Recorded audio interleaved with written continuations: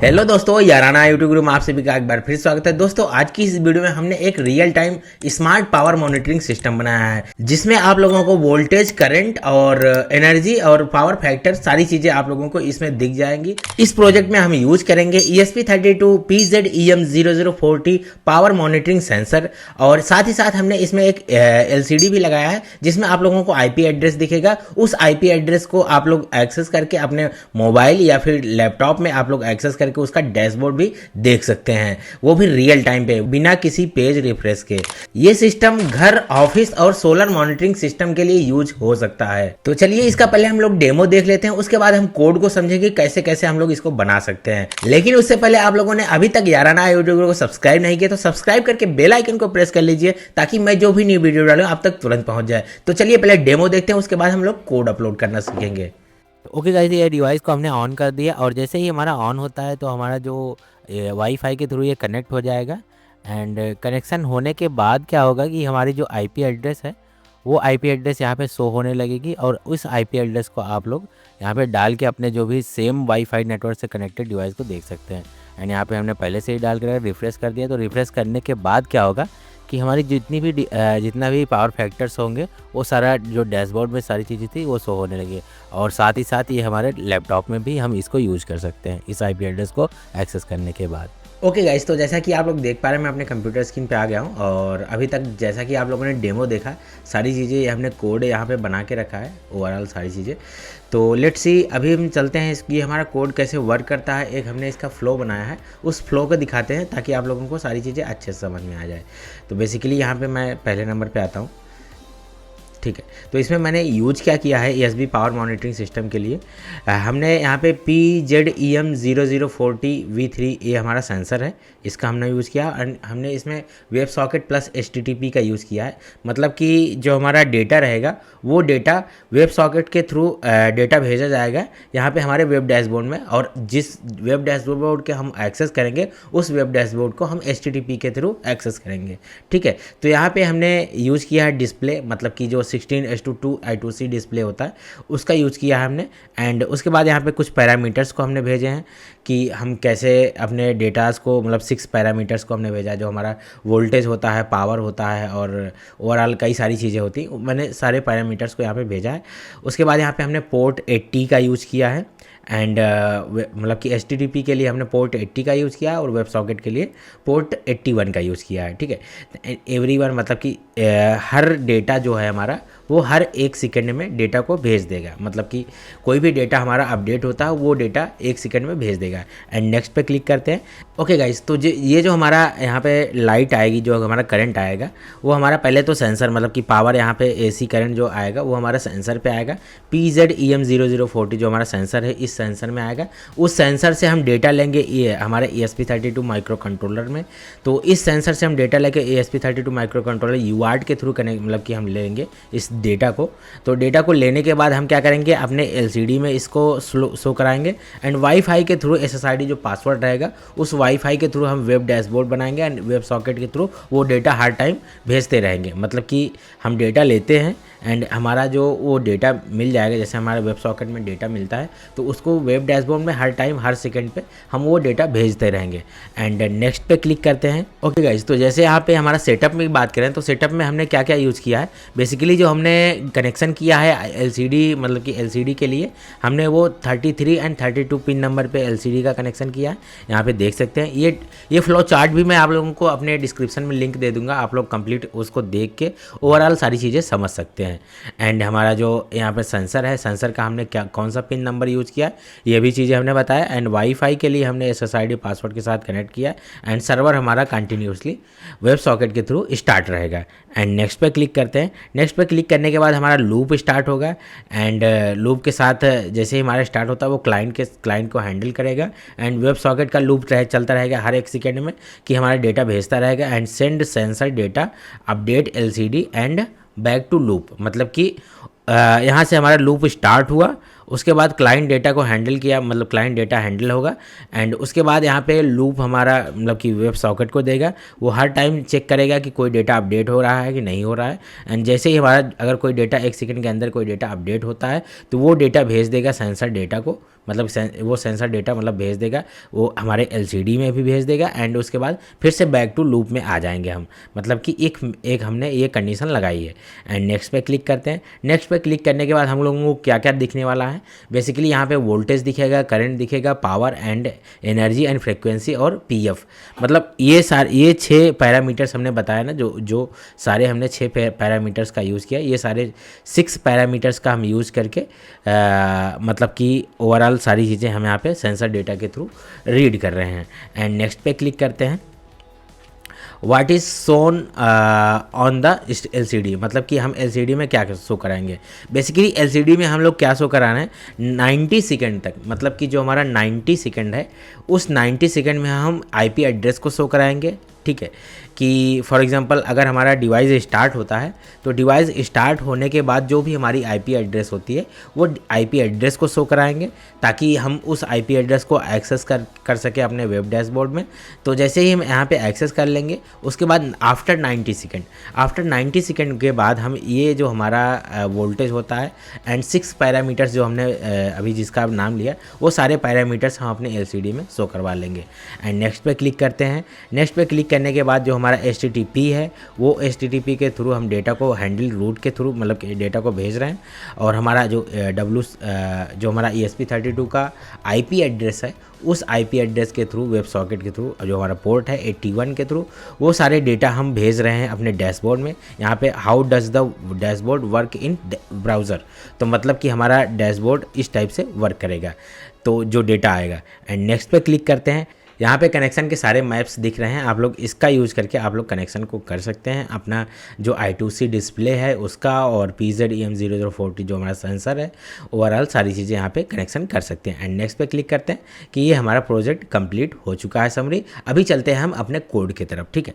तो कोड हम समझ लेते हैं, कोड में क्या है। बेसिकली जो हमने सारी चीज़ें समझाई वही चीज़ें कोड में भी है, मैं आप लोगों को बता देता हूँ। यहाँ पर हमने कुछ लाइब्रेरीज़ का यूज़ किया है, wifi, web socket server and PZEM0040 sensor and liquid crystal जो हमारा लिक्विड LCD डिस्प्ले होती है उसका हमने यूज़ किया, एंड वायर, मतलब एक वायर के थ्रू कनेक्ट करने के लिए ये लाइब्रेरी यूज़ किया जाता है। तो अभी यहाँ पे आप लोगों को यहाँ पे मिल जाएगा हमारा जो मतलब कि जो हमने SSID पासवर्ड डाला है वो आप लोग अपना डाल लेना, मतलब SSID और पासवर्ड। उसके बाद यहाँ पे हमारा वेब सर्वर 80, मतलब जो हमने अभी बताया वेब सर्वर हमारा पोर्ट नंबर 80 पे चालू होगा, एंड वेब सॉकेट जो हमारा पोर्ट नंबर 81 पे चालू होगा। एंड यहाँ पे 6 पैरामीटर्स को हम voltage, current, power, energy, frequency and PF ये सारे पैरामीटर्स का यूज़ करके हम अपने डेटास को ले रहे हैं। एंड उसके बाद यहाँ पे देख सकते हैं जो हमारा डैशबोर्ड बन रहा है, ये डैशबोर्ड हमारा एक मतलब HTML फॉर्मेट में है, HTML CSS जावास्क्रिप्ट के फॉर्मेट में है। ये अगर हम IP एड्रेस को एक्सेस करेंगे तो ये हमारा यही वाला डैशबोर्ड ओपन होगा। हम जिस भी मतलब जो भी हमारा IP एड्रेस होगा उस IP एड्रेस को एक्सेस करेंगे तो ये जो कोड है यही कोड हमारा एक्सेस होगा हमारे वेब डैशबोर्ड में, ठीक है। तो ये सारी चीज़ें कंप्लीट है। एंड इसमें क्या ही ये आप लोग ये पूरा डैशबोर्ड का कोड है। तो यहाँ पे उसके बाद हम चलते हैं जो हमारा वेब सॉकेट इवेंट है। तो वेब सॉकेट इवेंट में जो डेटा होता है, मतलब कि पहले तो चेक करेगा कि हमारा डिस्कनेक्ट तो नहीं हो गया। अगर डिस्कनेक्ट हो गया तो ये कोशिश करेगा कि हाँ कनेक्ट हो जाए, ठीक है। अगर हमारा कनेक्टेड सक्सेसफुली होता है वेब सॉकेट, ठीक है, तो ये IP एड्रेस के थ्रू डेटा को भेजना स्टार्ट कर देगा यहाँ पे वेब सॉकेट के थ्रू रिमोट IP। तो मतलब कि ये सारे पैरामीटर्स को भेजेगा उस वेब डैशबोर्ड पे, ओके।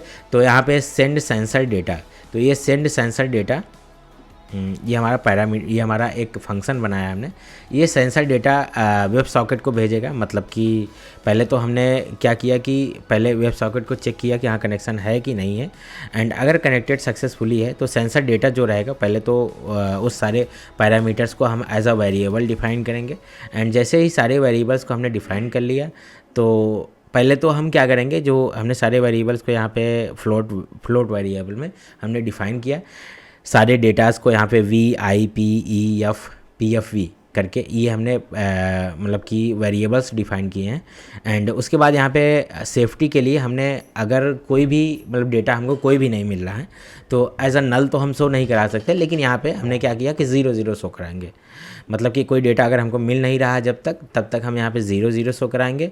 अगर जैसे ही हमको कोई डेटा मिलता है स्ट्रिंग फॉर्म यहाँ पे, तो जैसे स्ट्रिंग फॉर्म में कोई डेटा मिलता है तो वो सारा डेटा हम यहाँ पे शो कराने के बाद वेब सॉकेट के थ्रू TXT में जेसन के फॉर्मेट में हम इसको ब्रॉडकास्ट कर रहे हैं। ठीक है, तो उसके बाद यहाँ पे अपडेट LCD, मतलब कि जो हमारा अपडेट के साथ जो हमारी LCD है उसके साथ भी एक हमने एक फंक्शन बनाया है, उस LCD के साथ भी एज अ ब्रॉडकास्टिंग कर रहे हैं। जैसे कि हमारा यहाँ पे एक कंडीशन जो हमने बताया अभी 90 सेकंड तक ये हमारी IP एड्रेस शो होगी। ठीक है, आफ्टर 90 सेकंड के बाद जो भी हमारा डेटा आता है, मतलब कि जो हमारा PZEM0040 का डेटा आएगा वो डेटा यहाँ पे हम शो कराएंगे, मतलब कि जो हमारी LCD रहेगी। ओके, तो यहाँ पे हैंडल लूट, उसके बाद हैंडल लूट का मतलब ये है कि जो हमारा वेब डैशबोर्ड है वो वेब डैशबोर्ड कैसे वर्क करेगा, मतलब उसके लिए हमने हैंडल लूट फंक्शन एक बनाया है। उस फंक्शन में ये सारी चीज़ें किया। अभी हम सेटअप पे आते हैं। तो बेसिकली सेटअप तो हमको पहले ही बताना चाहिए था, लेकिन अभी ये थोड़ा सा नीचे कर दिया गया है, तो मैं अभी भी सेटअप पे भी काम बता देता हूँ। बेसिकली सेटअप हमारा स्टार्ट होगा तो पहले ही सीरियल बिगिन स्टार्ट होगा 11:52:00 पे। उसके बाद यहाँ पे हमारा प्रिंट, मतलब कि जो हमारा मतलब कि कुछ भी नाम दे सकते हैं आप अपना कौन सा प्रोजेक्ट बना रहे हैं। तो हमने यहाँ पे याराना IoT group advance power monitoring system करके हमने नाम दे दिया। उसके बाद यहाँ पे हमने सेटअप किया है जो हमारी LCD है उसका कनेक्शन दिया है। आपको कोई भी अदर पिन्स डिफाइन कर सकते हैं। एंड उसके बाद यहाँ पे हमने LCD को इनिट किया है, उसके बाद उसकी लाइट्स को ऑन कराया है। फिर उसके बाद डेटा जो भी LCD रहती है उसको सारे डेटाज उसमें अगर कोई भी चीज़ प्रिंट है तो उसको क्लियर कर देना है। एंड उसके बाद यहाँ पे LCD में प्रिंट करना है याराना IoT ग्रुप। ठीक है, इसलिए हमने प्रिंट किया। ये केवल टेस्टिंग है। उसके बाद फिर यहाँ पे 1 सेकंड के लिए थोड़ा सा ये प्रिंट होगा याराना IoT ग्रुप। उसके बाद यहाँ पे LCD में प्रिंट होगा स्टार्टिंग। ओके, तो ये 2 सेकंड तक स्टार्टिंग होगा। उसके बाद जैसे ही हमको वाईफाई के थ्रू कनेक्शन मिल जाएगा तो हमारा डेटा भेजना स्टार्ट हो जाएगा। तो इस टाइप से हमने इस प्रोजेक्ट को बनाया है। एंड बूट टाइम मिलीसेकंड, मतलब कि अगर आपको बूट करना है, ठीक है, अगर फॉर एग्ज़ाम्पल आपको IP एड्रेस नहीं मिल रही है, ठीक है, फॉर एग्ज़ाम्पल आपने केवल डेटा भी दिख रहा है, आफ्टर 90 सेकंड हमारा कंप्लीट हो गया। 90 सेकंड कंप्लीट होने के बाद हमको केवल डेटा ही दिखेगा जो हमारे 6 पैरामीटर्स के डेटा हैं। अब आपको फिर से वेब डैशबोर्ड को एक्सेस करना है और आपको IP एड्रेस की रिक्वायरमेंट है और आपके पास IP एड्रेस नहीं है, तो आपको क्या करना होगा कि बूट बटन को कुछ टाइम के तक प्रेस करना होगा। उसके बाद वापस से हमको 90 सेकंड तक IP एड्रेस शो होना स्टार्ट हो जाएगा। उसके बाद से हमको डेटा मिलना स्टार्ट होगा, मतलब कि जो हमारे 6 पैरामीटर्स हैं वो सारे पैरामीटर्स के डेटा स्टार्ट हो जाएंगे। तो यहाँ पे जो हमने लूप लगाया है सर्वर के साथ हैंडल एंड वेब सॉकेट का लूप, तो यहाँ पे ये हमने लूप लगाया है। इस लूप के थ्रू हमारा डेटा जो है हर 1 सेकेंड में अपडेट होता रहेगा, जैसा कि अभी हमने इसमें बताया। ओवरऑल सारी चीज़ें आप लोगों को समझ में आ गई होगी। और अगर आप लोगों को अभी चलिए मैं आप लोगों को बता देता हूँ कि आप लोग इसका कनेक्शन कैसे कर सकते हैं। कनेक्शन तो मैंने यहाँ पे इस पेज में समझाया था। ओके, तो यहाँ पे सारी डिटेल्स लिखी हैं, ESP32 का पिन्स कनेक्शन, ओवरऑल सारी चीज़ें आप लोग देख सकते हैं। एंड अगर आप लोगों को ये कोड चाहिए तो आप लोग मेरी वेबसाइट yaranaIoTguru.in पे वेबसाइट पे आप लोग आके ये वेबसाइट पे आप लोगों को कोड मिल जाएगा, आप लोग आके चेकआउट कर सकते हैं।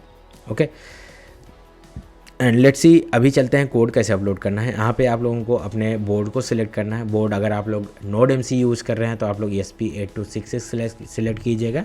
एंड अगर आप लोग ESP32 यूज़ कर रहे हैं तो आप लोग जो भी मॉड्यूल है आप लोग उसको सिलेक्ट कर लीजिएगा। और एक चीज़ मैं आप लोगों को बता दूँ, ये कोड हमारा नोड MCU के लिए भी चल जाएगा, आप लोग उसमें भी यूज़ कर सकते हैं। हो सकता है कुछ चेंजेस करना पड़े, तो अगर आप लोगों को नोड MCU के लिए या फिर ESP8266 के लिए ये कोड यूज़ करना है तो आप लोग मुझे कमेंट कीजिएगा, मैं उसका कोड आप लोगों को प्रोवाइड कर दूंगा अपनी वेबसाइट पे, या फिर उसका लिंक भेज दूंगा, आप लोग वहाँ से चेकआउट कर सकते हैं। ओके गाइस, तो यहाँ पे टेस्टिंग करने के लिए हमने इसको ऑन कर लिया और जैसे ही ऑन करते हैं तो यहाँ पे हमारा स्टार्टिंग डिवाइस शो होता है हमारी स्क्रीन पे। एंड उसके बाद कनेक्टिंग वाईफाई, जैसे ही हमारा वाईफाई के साथ कनेक्टेड हो जाता है सक्सेसफुली, एंड कनेक्टेड होने के बाद क्या होता है कि हमको IP एड्रेस होता है, ठीक है। उस आईपी एड्रेस को हम अपने वेब डैशबोर्ड पे डालेंगे, मतलब कि वेब ब्राउज़र में, तो वहाँ पे हमको शो हो जाएगा सारी डिटेल्स।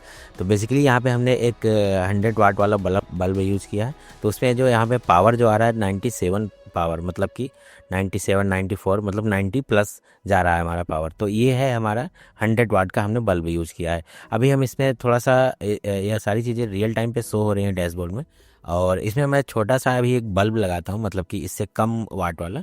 तो ये बल्ब का पावर फैक्टर जो है वो 0.50 होता है, मतलब कि ये बहुत ही कम वाट लेता है, जिससे हमारा बिजली कम होता है। यहाँ पे देख सकते हैं पावर जो है 0.50 0.40 के आसपास ये जा रहा है। तो ये हमारा सारी चीज़ें रियल टाइम पे अपडेट हो रही हैं, यहाँ पे देख सकते हैं। And energy and frequency and overall सारी चीज़ें आप लोगों को दिख रही हैं। तो यहाँ पे आप लोगों को चार्ट भी दिख जाएगा कि हाँ चार्ट में क्या क्या चीज़ें कैसे शो हो रही हैं। तो अभी हम फिर से अपना वही वाला बल्ब फिर से लगा के चेक करते हैं। सो इसको निकाल के एंड ऐसे ही इसको इंजेक्ट कर देना है। एंड जैसे हमने यहाँ पे प्लग किया, तो प्लग करने के बाद क्या होगा, बेसिकली विदाउट रिप्रेसिंग, जैसे ही हमने यहाँ पे प्लग किया एंड विदाउट रिप्रेसिंग हमारा वही कंडीशन में आ गया जो भी हमारा बल्ब था, उसके साथ में ये सारी चीज़ें रियल टाइम पे अपडेट हो रही हैं, यहाँ पे देख सकते हैं। और ये सारे चार्ट भी दिख रहे हैं। तो यहाँ पे जो हमारा स्क्रीन के साथ भी ये सारी चीज़ें अच्छे से मेजरिंग दिख रही है जो हमारा, और साथ ही साथ हमारा डैशबोर्ड के साथ भी ये अच्छे से मेजरिंग देख सकते हैं आप लोग।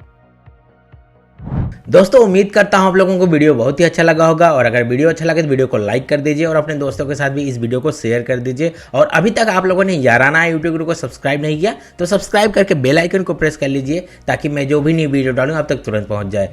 और आप लोगों को इस वीडियो से रिलेटेड कोई भी क्वेश्चन होता है तो नीचे कमेंट कीजिएगा, मैं उस पर वीडियो जरूर बनाऊंगा या फिर आप लोगों को रिप्लाई जरूर दूंगा। तो बस फिलहाल वीडियो में इतना ही, मिलते हैं फिर किसी नेक्स्ट वीडियो में, तब तक के लिए bye bye and take care.